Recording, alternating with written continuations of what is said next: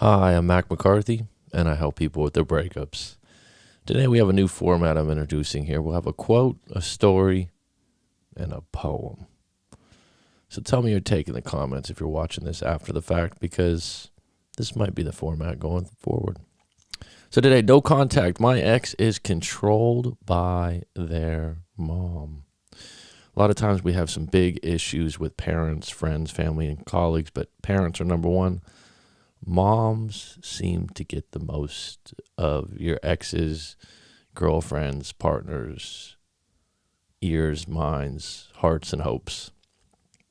It's just one of those things that comes up again and again. And people want to blame the mom, but really, it's the program. The mom was programmed by their mom, by their mom, by their mom. This stuff is genetically programmed into people. Right from wrong, wrong from right.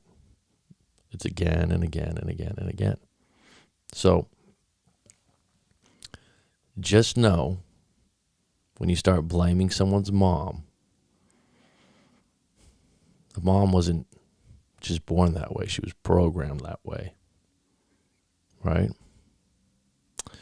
So I'm going to get into the comments later on, but Will FY Prem Mad, hello, how you doing?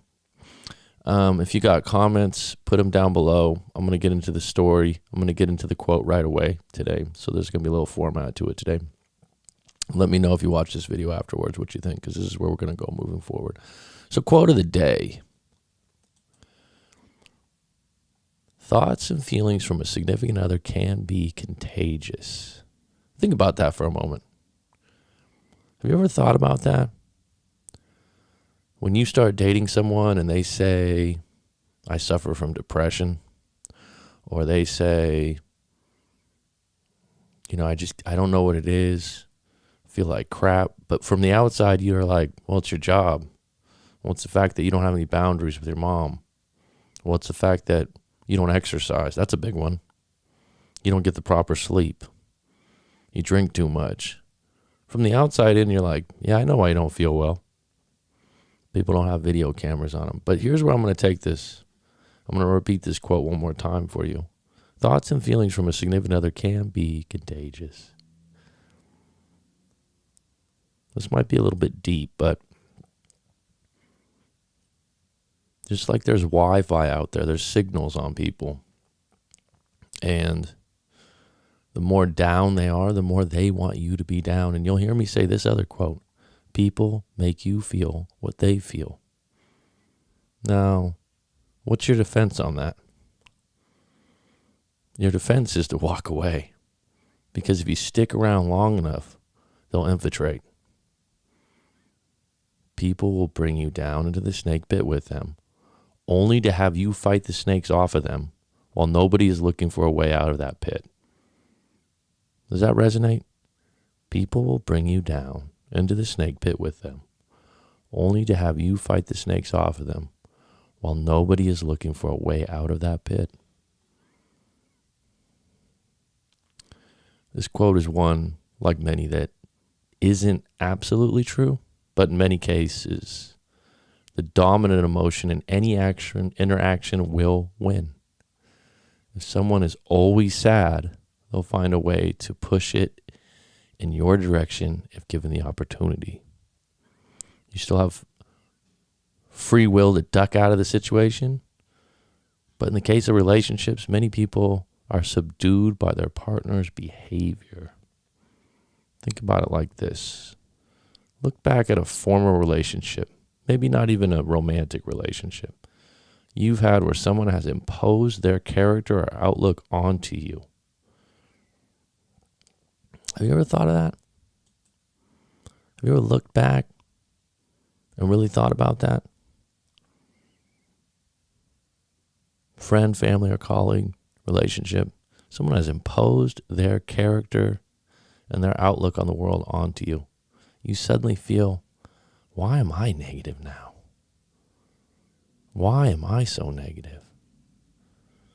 Bobby Hester, welcome. I'll get to your question in a moment. Let's get into the story. Hey, coach, Here's my story. I'm 27 and my ex is 24. We broke up 2 weeks ago, and I miss her to the core of me. I honestly didn't think it would be this tough. We were together for 3 years and about 2 months. She has always battled depression off, and since she was a teenager, I knew that going into the relationship. But honestly, it wasn't that big of an issue till about 4 months ago, when she got a new job that she really hated from the get-go. Her mother has a go-kart track and an arcade. I didn't even know those were still around. But I guess that's a novelty thing, right?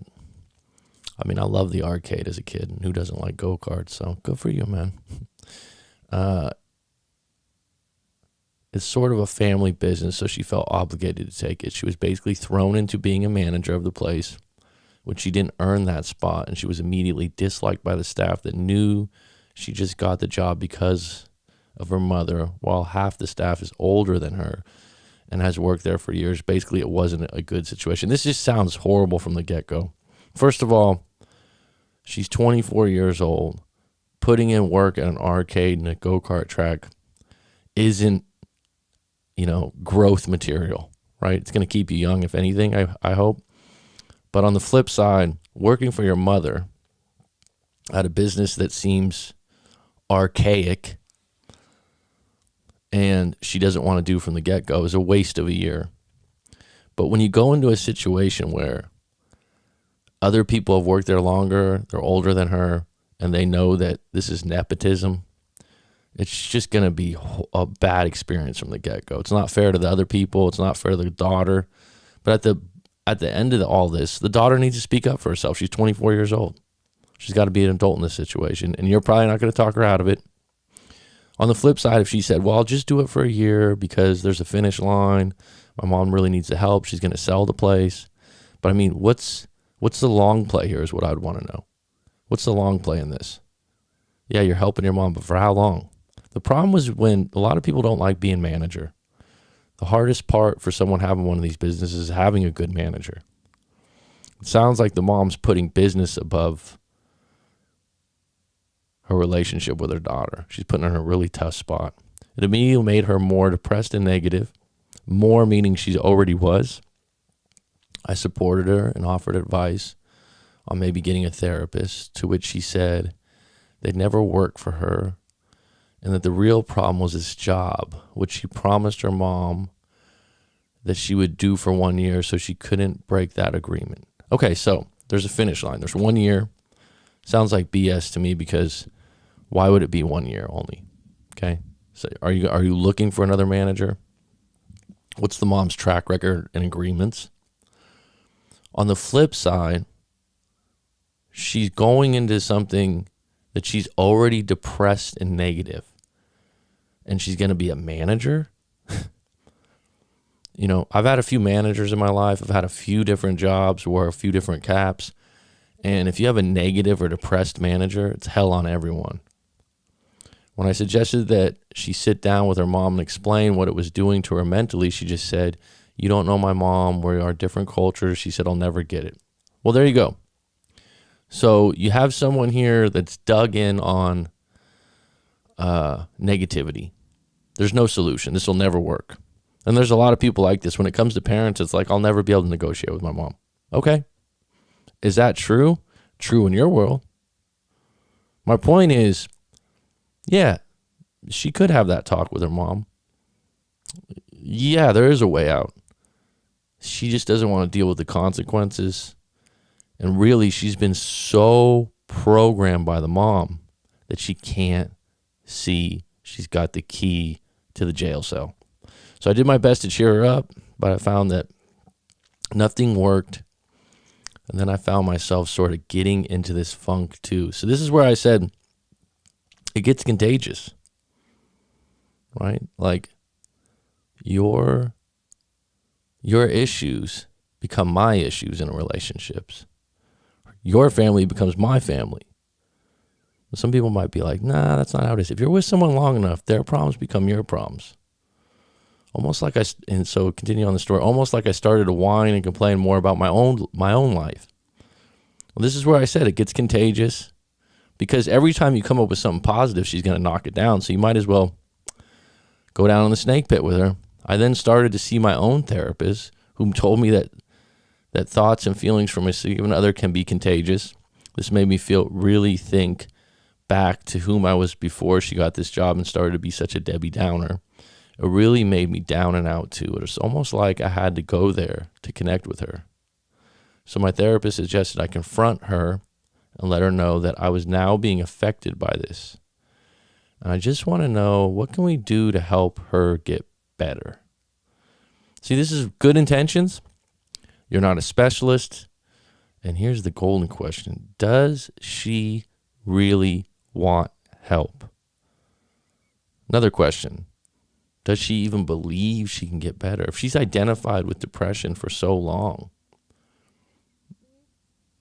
it's like her name. That her problems aren't that easy to fix and that I'm heartless. Okay, so my therapist suggested I confront her and let her know that I was being affected by this, and I just want to know what we can do to help her get better. That went over like a brick to the head. She proceeded to tell me that I don't understand anything. I just want to fix everything instead of listening to her.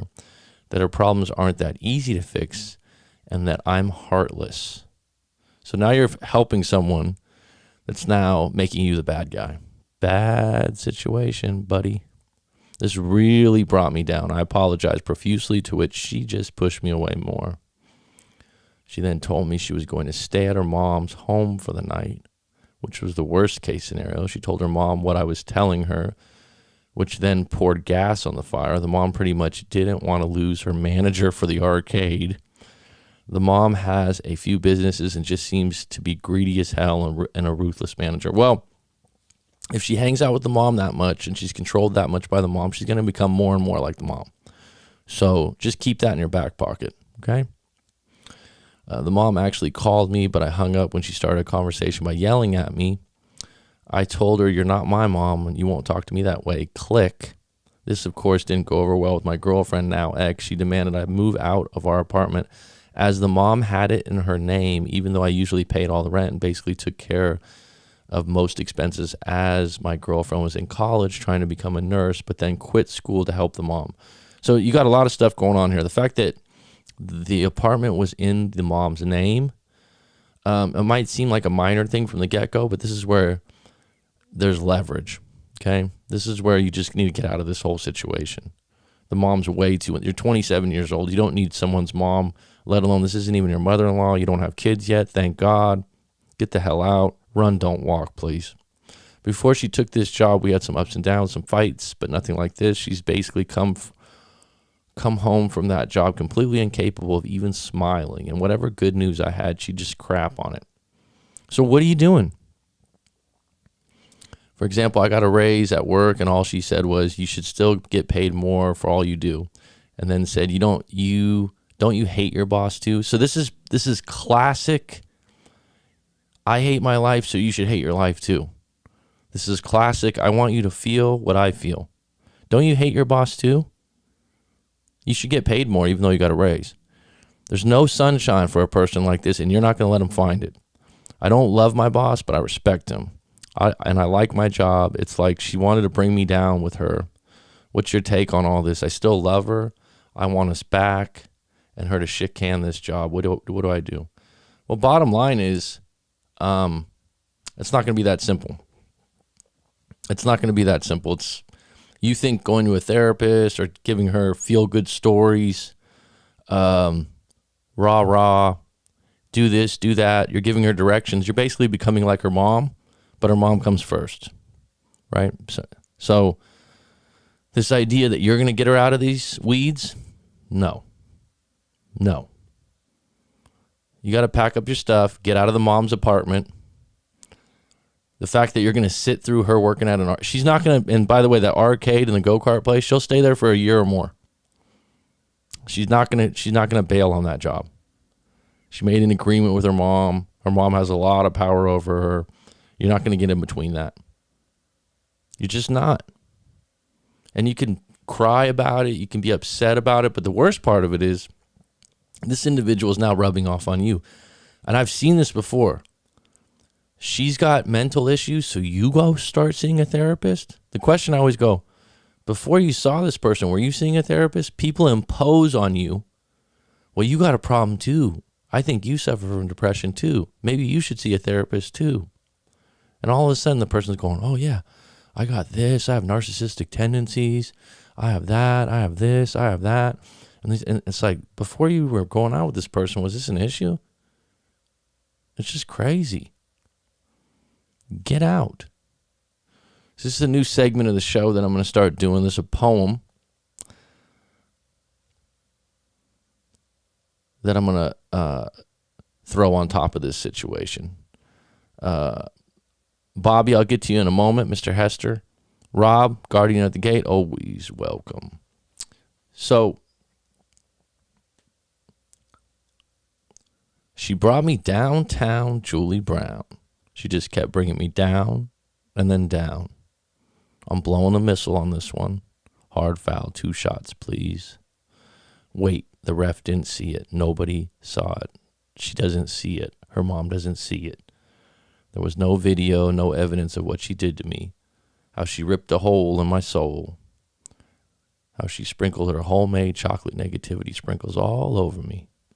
I actually ate some, but then I spit them up. Hell, I don't even like chocolate. I'm a positive person. She walked out on me. She changed. She can't be helped. What do I do? Move on? Forget her love? Impossible. No. You make a choice for you and you alone. Shout these words, I'm done. I don't want what you're selling. It will hurt. You might cry and you will hurt some more. But you'll heal and you won't become anything like her. You'll be reinvented, reinvigorated, and a goddamn better you. It's a choice. Choose wisely. Say la vie, hasta la vista, or just goodbye. Whatever it is, don't stick around to saturate your soul with projected unhappiness. Let her battle it out on her own. You tried to help. It didn't work. She turned on you. Now it's time to let her be, and in turn, return to being you, or maybe even better, you minus chocolate negativity sprinkles. All right, folks, let's get into the live stream. 7 on deck, 1 like. Mr. Wilfie Prem, Matt, how you doing? Bobby Hester, I don't know if I've seen you on deck before. Let's see. Me and my ex-wife have been recently talking again. She's overwhelmed with buying a house and just doesn't have time for me. She tells me she misses me, but goes hot and cold. It's frustrating. I love her. Well, Bobby, why don't you send in your full story to writemac.com or book a live coaching session? She wants to take it slow and not rush. It's hard because we haven't seen each other since October. She left me for another guy. And I found out I treated her so good. I'm trying to be patient. Chris the Critic, how you doing? Well, Bobby, I need to know more of the story to give you advice on that, bud. But if it's your ex-wife, there's no other way but to take it slow, right? You're not going to right the wrongs, wrong the rights. You guys just got to start dating again, right? And you got to decide whatever problem led you to, or problems with an S, led you to a divorce, that those things have been distinguished as fixed or better, right?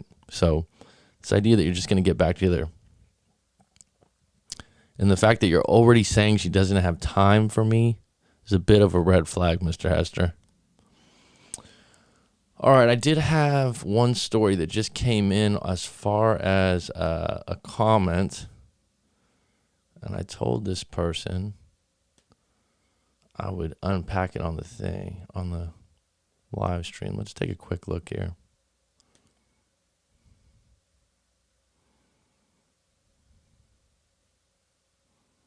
Let's take a quick look here.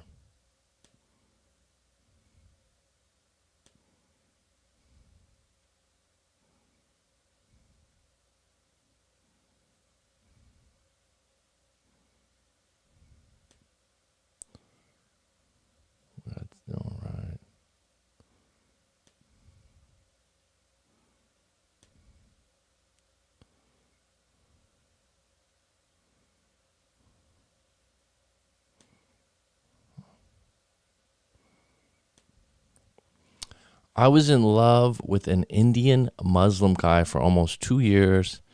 I'm from Northeast India. I look different from other Indians.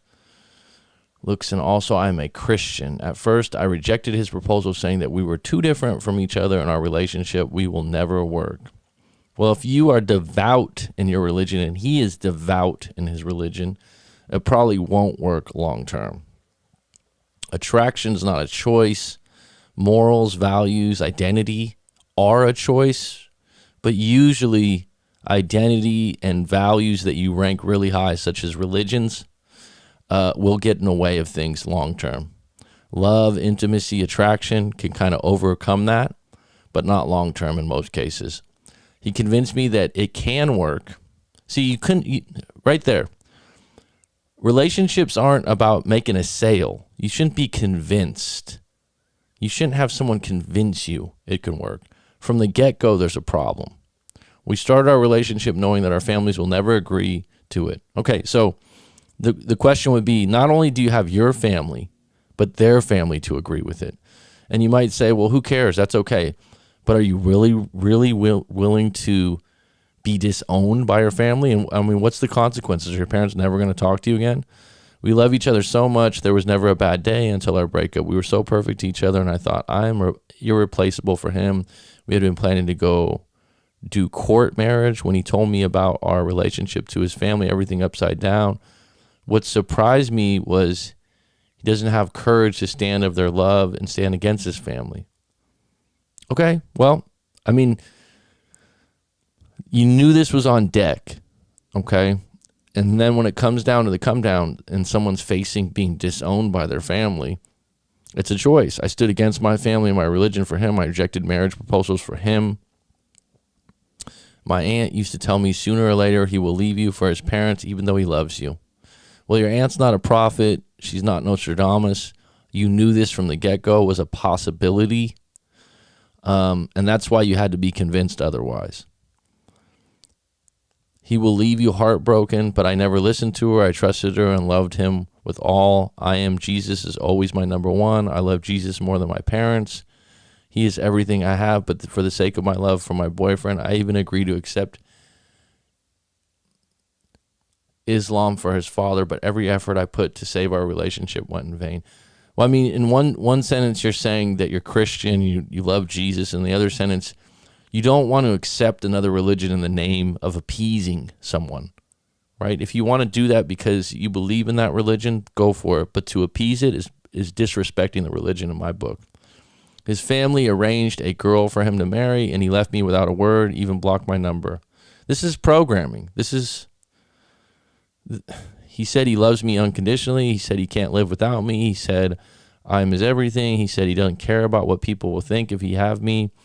He says if he don't marry me, he won't marry anyone else. He said to live without me, it will be the last day of his life. He made so many promising words to me. Unfortunately, people lie, not just this guy. I'd given my best to save our relationship. In return, he broke all his promises, broke my heart into pieces, crushed my spirit, used my love and emotions. If he kills me directly, that would have been a far better instead of leaving me half death. Wow, that's deep.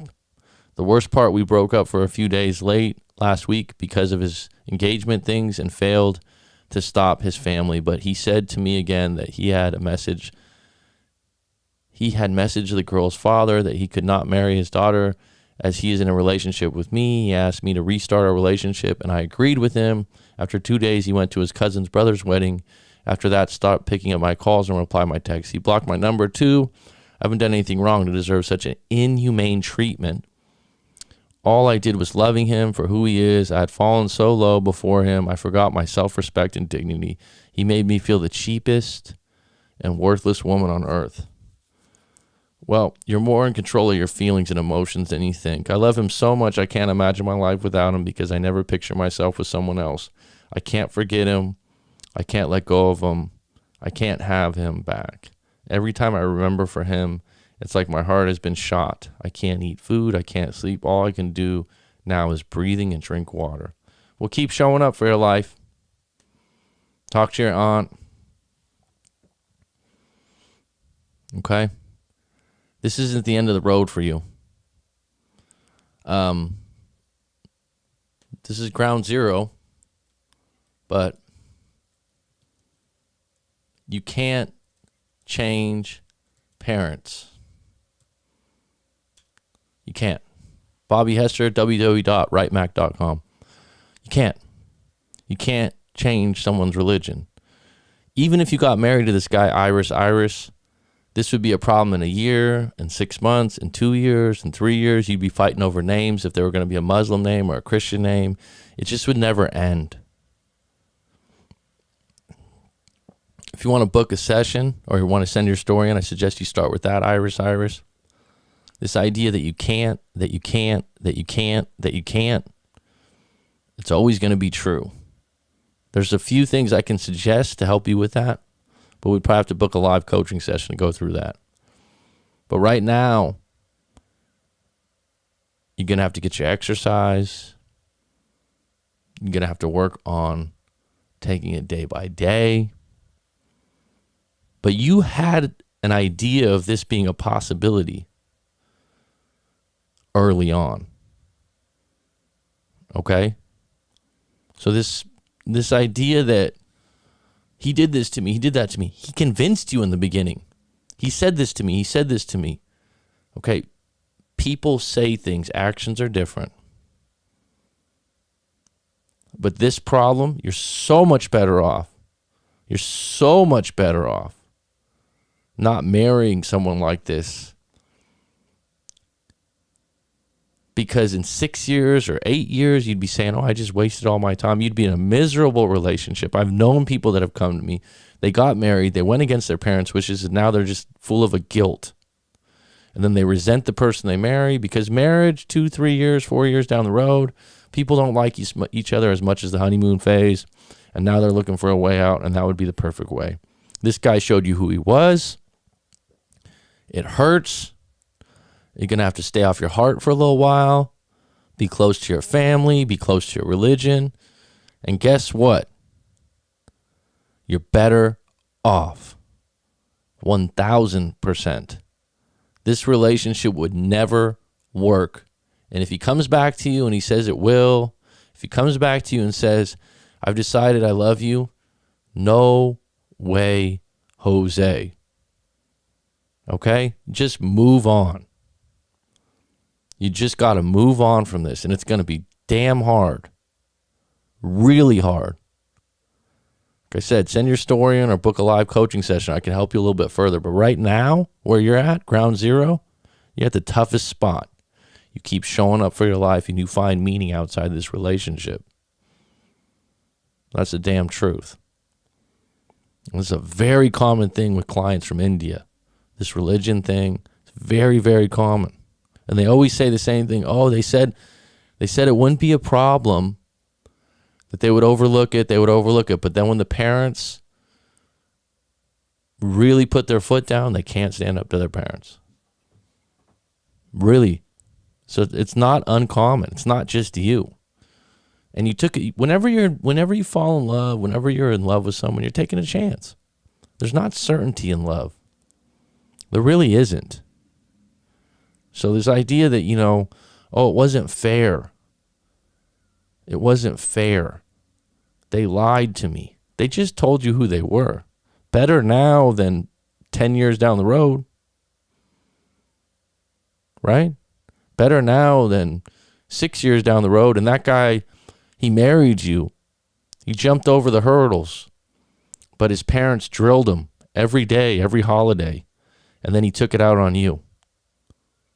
You dodged a bullet here. About a year, 2 years, you'll be singing in the rain.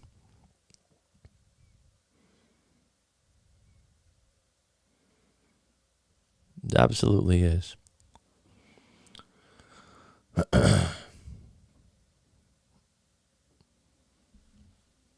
This is going to be tough. It's going to be really hard. But like I said, you dodged a big bullet here. There was a client of mine. She was Filipino in Dubai. So she's Christian, I believe Catholic. And her boyfriend was Muslim, but they lived in Dubai. But I believe he was Indian descent. And he did the same thing. Oh, you know what? My parents won't accept you, but I accept you. They were together for like 3.5 years, but they were in another country. So they were away from the parents. She was a real sweetheart. She went through it with him. And then the parents got in his ear, did the same fucking thing. Broke up with her, then 2 weeks later got back with her, said he doesn't care what the parents said, but he would never introduce her to his parents. And the parents just refused to accept that he would marry this woman. And she was beside herself because she said he wasn't even devout about his religion. It's programming. And I would say if someone has to convince you of something in the get-go, or if you smell smoke in the beginning, what do I mean by that? You feel like something's not right here. The beginning of the relationship should be rose petals and wine glasses. It should be outstanding. It should be great because that's how good relations start and perpetuate. But if you start a relationship and you're kind of off and you kind of smell a problem, but you were convinced out of it or you really try to overlook it, it's not going away. It's not going away. It really isn't. So I hope that helps you. If you want to go to writemac.com, WRITEMAC.com, send your story in and I can give you my take on that, or you can book a live coaching session. Hope to see you in there, Bobby Hester. I think I can help you with that, especially if it's an ex-wife and you're looking at getting back together or dating again. It's a really good time to talk to myself or another coach out there to gauge where you're at as an individual, what your issues were, and how you should proceed. Really unpack that thing. It's really good for you because if you go back into this Bobby Hester with just acting out of impulse, you're probably going to repeat the same problems you had when you broke up before. When they say they aren't devout about the religion, they probably aren't devout about the religion. They probably are devout. Well, I mean, here's the thing about religion.